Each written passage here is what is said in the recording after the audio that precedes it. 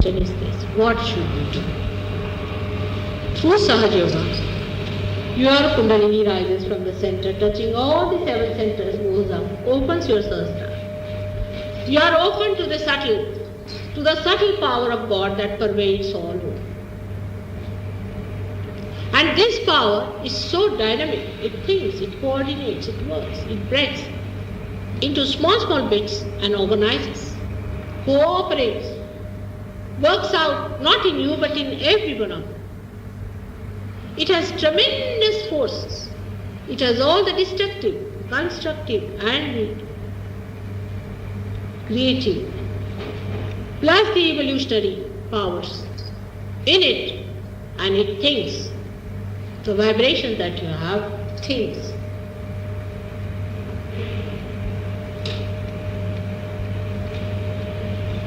Once you become one with that all-pervading power, naturally your physical, emotional, mental, everything goes in a higher level, in a very higher level of that subtle atmosphere where God rules, because His subtleness works in that area, in that new dimension. For example, an ant is not bothered about the laws that are passed by human beings.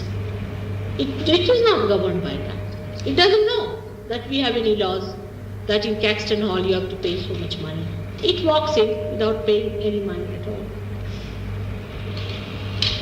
It goes everywhere, eats any food it feels like, it doesn't think it is stealing. But we, in our subtle way, have formed this government, whatever it is, and we know there is a government which is ruling us, and we live in that area of that subtler form. But when you enter into the Sahaja Yoga area, where you become one with the all-pervading, then the governing capacity of the God Almighty starts working and operating through us. That time, then you become the citizens of the kingdom of heaven. And at that time only you are looked after as citizens. As, say, for Britishers you are looked after. If you have no job, you have given, say, a dole. But there, it's very different. But if you are dishonest, you are put in the jail. If you are honest about it, that's one, you have to be honest. And if you are dedicated about it, then all the blessings are at your feet. All the blessings, all the angels you have heard about, all of them stand around. Today only I received a letter of a girl, she is about 7 years of age, Pragya. And she fell from a very 5th story. She just fell from a 5th story. She was separated. She said, "Mother, nothing happened. Just she fell down, nothing happened." She said, "I don't know. There was a small little string in between. I don't know how its string was there. And the string only broke, but nothing happened to me." She's written a letter. Her father has written that angels. After Sahaja Yoga, only thing you have to see the miracle of the drum. How you are helped. How Saint Michael, who we call as Bhairava, and how Saint Gabriel, whom we call as Hanumana, they are just running up and down for you. They are appointed for this job. But the first thing that happens to a Western mind is the one who ran away. Because I told him you cannot commit sin. I mean, is there anything wrong? Should I say you commit sin and go to hell?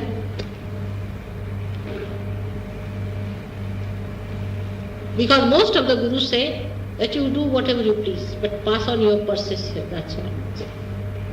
They don't tell you don't drink, don't commit sin. They say just pass on your purses here. They don't give you any experience. No.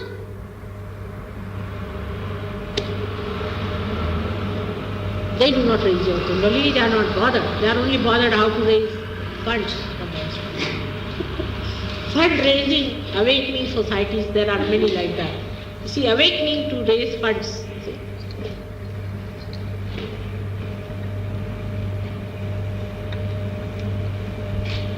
With this understanding that you enter into the kingdom of God. Be peaceful. Be blissful.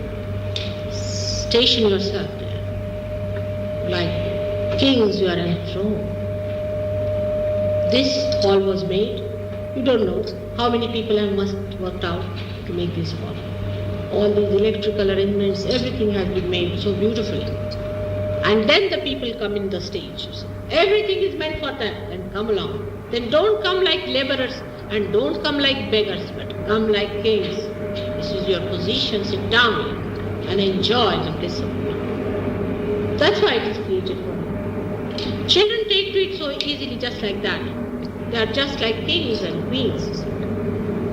But the elders are rather difficult.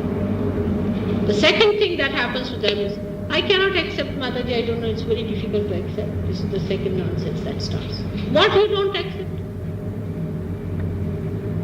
Rationally accept, but with heart. Where is the heart? Missing there, it's not there. It's all frozen, finished. You are accepting nothing with your heart. So melt it. Little bit, pump it. Try to tell how much you have lost your heart already on useless things. On the road, while walking, how many times you have broken your hearts? Everybody comes with 100 broken pieces to me. And I have to stitch up their hearts, all of them. And I think that some of them have not come today, perhaps they don't know I'm here. But now there's this stitched up. Many people's heart is stitched up. The other day we had that poet whose heart was absolutely broken. He said, now I cannot rise, my heart is broken. You go on doing all silly things, wasting your energies and attention on silly things, and then when it comes to receiving God's blessings, you say, my heart is broken. What can I do?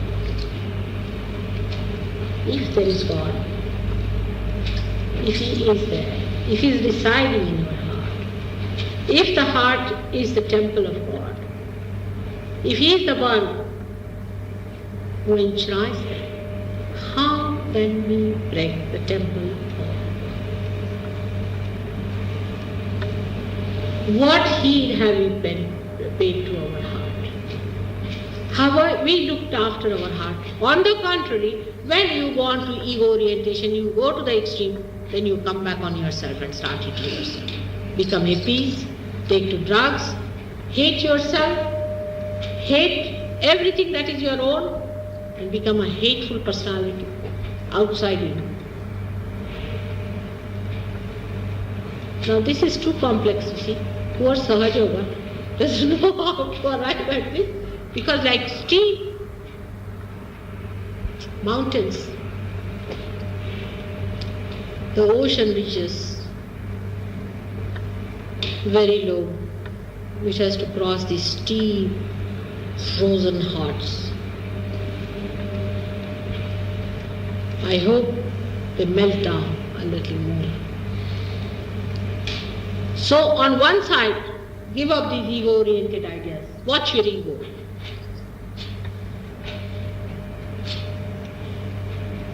Firstly, in Sahaja Yoga, we start using Sahaja Yoga for our personal problems. My mother is sick, my brother is there, this thing is there, I'm like this. Finished. The whole of the Ganges is brought and goes into the ear of somebody and is settled down.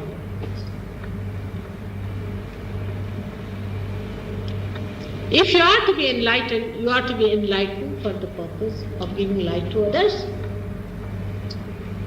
not for yourself. It is not for yourself that you are going to be enlightened. Now supposing I have to enlighten a light, I clean it, of course, but not for the light's sake.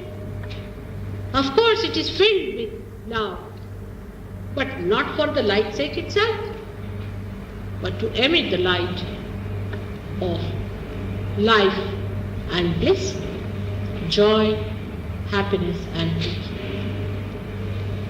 That's why the light is enlightened. And once the light is enlightened, it is not to be taken into a small little hole where you, the little one, is just jumping like a rat. It's not for that.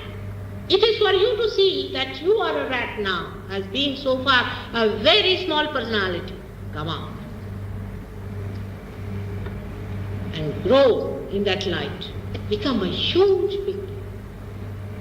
Not to waste that light, that divine light, only for your own small little things, but use it for a greater dimension, so that you become great too. Evaluate yourself. After all, getting Kundalini awakening is not an easy thing. You must have heard it's a very difficult stuff. But it has been bestowed upon you. It's a special favor. Then be worthy of it.